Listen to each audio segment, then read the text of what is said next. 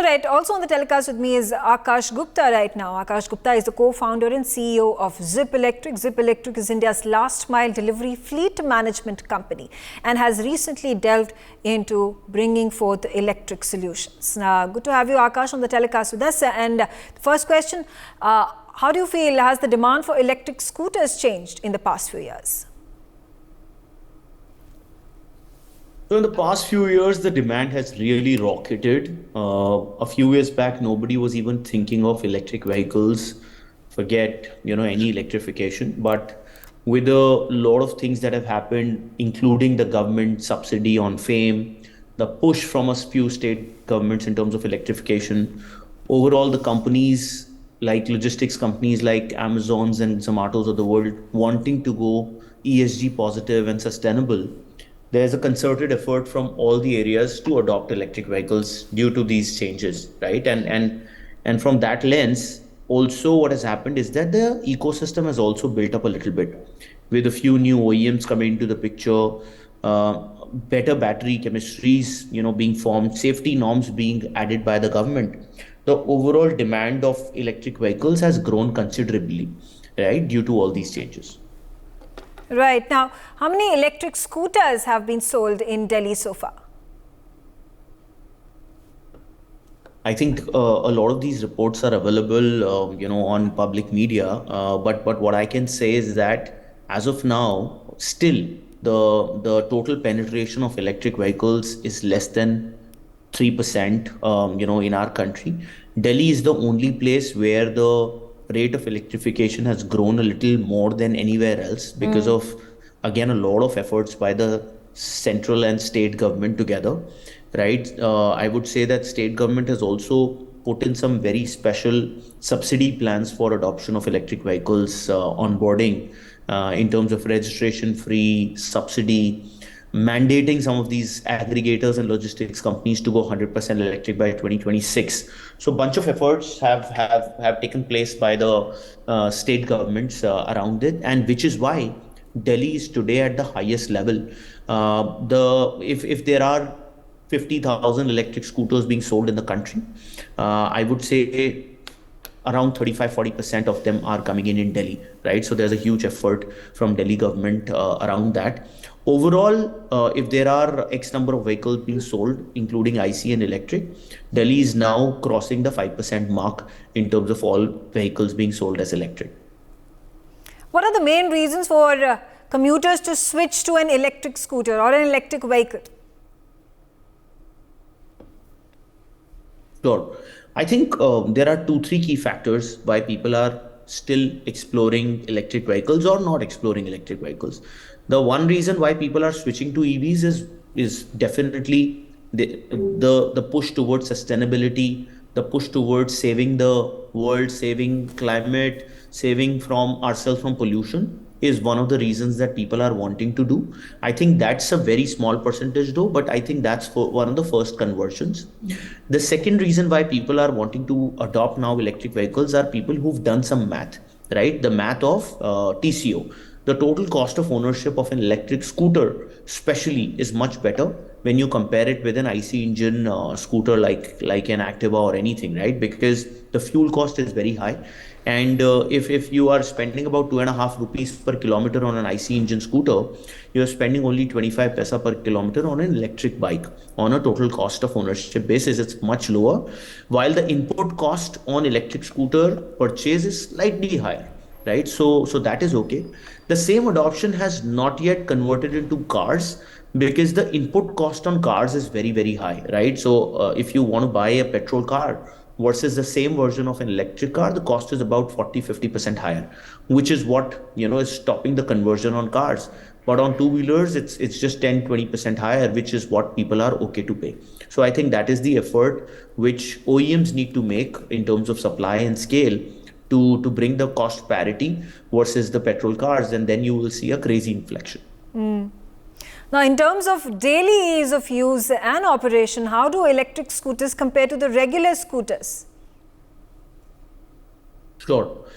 So in terms of daily usage, one thing which is very positive about electric vehicles and scooters especially is that the maintenance issues and maintenance costs are much lower, because an electric scooter has very few moving parts versus the IC engine vehicle, which has more than 2000 moving parts, while EV has just 200 moving parts, right? So it's much easier for EV to be maintained. At the same time, EVs being new, a lot of people do not know the nuances of an electric vehicle, like what goes in a motor, what to do if a motor goes wrong, what to do if a battery is not, performing to a certain level. Those things are still very new to the entire ecosystem, and I think that is where some of the players like us, and especially like Zip Electric has put in a lot of effort to know what needs to be done when things are not working, right? And that is, I think, one of the most important things that people need to build as capabilities.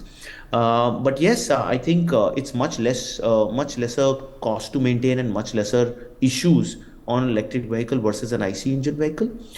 Uh, the other thing that I would say is that, which is a little unknown, is the charging infrastructure bit, right? So people do not have, maybe people have that range anxiety issue, that when they are charging the bike, when will the battery go down? While there's a dial, which shows it, but still, it just increases the range anxiety. And I think for that, swapping infrastructure, charging infrastructure, fast charging batteries, longer life of batteries are coming into the picture to allay those concerns. Right. Now, what needs to be done to make EV charging infrastructure better in our city? I think definitely it's a chicken and egg problem, to be very frank, right? Once you deploy the infrastructure, should you do a lot of capex and then wait for users to come in? Or when the users come in, can you deploy the infrastructure simultaneously, right? Yeah. I think the answer lies in terms of the entire ecosystem coming together, and the supply and demand going hand in hand, which will be the best scenario. But yeah, I think a lot of education also needs to be done to basically get people to move to adopt electric vehicles. Like, if there's a personal user who is wanting to ride electric vehicle, he needs to know that their typical daily run is about, let's say, 30-40 kilometers. And if a car which is electric or a scooter which is electric can run 150 or 250 kilometers, that means that they can easily ride without charge for 3 days, and then they need to charge it. So I think those nuances can come in with parts of education and confidence building, which is slowly getting picked up, and which is why we are seeing a lot of more electric vehicles being sold over the last few quarters and months. Akash, what according to you can the government do to encourage more people to switch to electric vehicles? I think the government needs to continue to do what they are doing. Like, I really hear that there's a concern whether FAME 3 would be there or not, or what will be the new FAME norm, because FAME 2 is ending by March, right? I think government has done a tremendous job in terms of scaling the entire EV ecosystem. I know there have been some bad apples and some wrongdoings, which is part of growth, right? Which happens even in startups, and any new territory that you pick up, there will be some, I would say, leakages.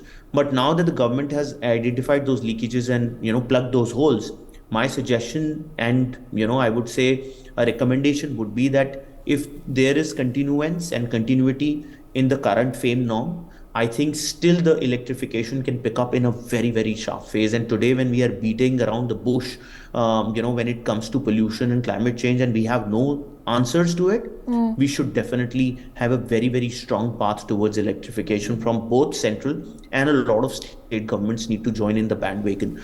I think those are the things that I would want government to pick up very, very strongly, rather than taking a call on EVs too early. Right. How do you feel that the governments, both the central government and the state government, have encouraged businesses such as yours to help achieve net zero emissions goal for India? Well, I think I would have a positive as well as a negative point on that, and I'll be candid here. See, the positive point is that electrification is definitely on the charter, both on state and central government, which is great, and we don't have to do anything much to push that agenda, because it's good that that agenda is already baked in the plans of the government, right? Which is via FAME, which is via state plans, and a few more things which are happening on charging infrastructure upliftment. So which is good.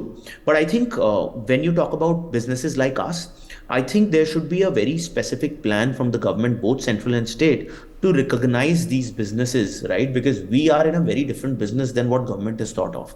Government is running schemes and subsidy schemes on buying products. While we are already buying those products, but we are also enabling a lot of jobs and the entire adoption of electric vehicles via our services network. So to recognize this service as a specific revenue stream, right, and then doing plans around this logistics service or battery swapping as a service or leasing as a service, to call them as a special business and create new GST norms around it, new policy structures or subsidies or usage level incentives around it, would be a great step in the right direction. Because I am of a very clear view that for EVs to grow bigger, electrification needs to be picked up by fleet operators like us. Otherwise, it's a very, very slow moving arm. And globally, it has not picked up because players like us do not exist anywhere, right? We are the largest EV fleet operator today in the country with a fleet of 17,000 EVs. Our plan is to deploy 100,000, 200,000 EVs. And for that, and so many jobs can be created because of the business models that we. So government has to recognize this and create policies around such business models. I'm not saying that policies for me, but similar business models who are doing logistics, fleet operator, rentals, right? That's my suggestion. Right. Now, how do you think the electric vehicle industry will add value to India's economy as years pass?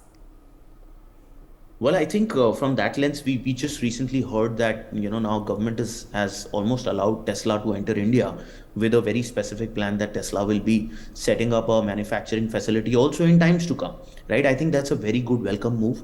Electric vehicle adoption will definitely lead to a lot of job creation, will lead to a lot of change in the entire economic model in terms of our dependence lower on oil. And when we are depending lower on oil, that means that we do not have to incur billions of dollars of money to be given to foreign countries where we are importing the oil.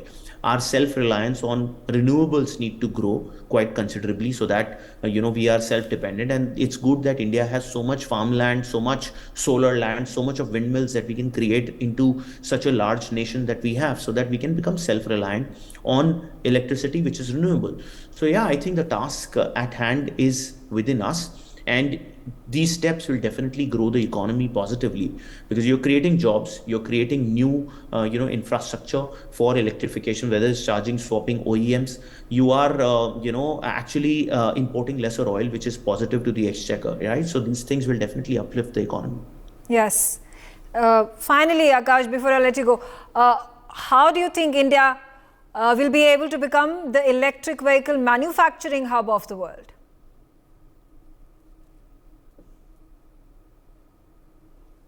I think India has now become the center, of attention when it comes to manufacturing. India is playing the China 2 card because of China being a little closed and India being a lot more open and allowing so many companies to enter and manufacture. Special example is Apple. Apple setting up a plant in India and now sold over 1 lakh Apple phones via India during the recent Diwali season, which is a great step in the right direction, right? So yeah, I think from manufacturing point of view, India is now getting open, and the latest example is of Tesla, which I just quoted, allowing them to enter India without setting up a manufacturing facility, and then with a future forward path of setting up manufacturing is a great step in the right direction. Let them test out the market, let them sell some cars, let the adoption happen, and let's indigenize.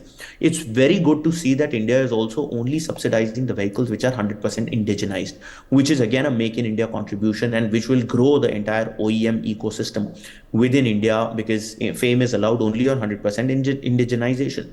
I've seen one of our partners, Gogoro, is now setting up a facility in India to manufacture for India, right? Their new vehicle, which is just recently, announced by them. So yeah, I think this is a great, direction. I know electric vehicle is not like a magic band that, from tomorrow everything will go electric. It is a journey. We are on the right direction.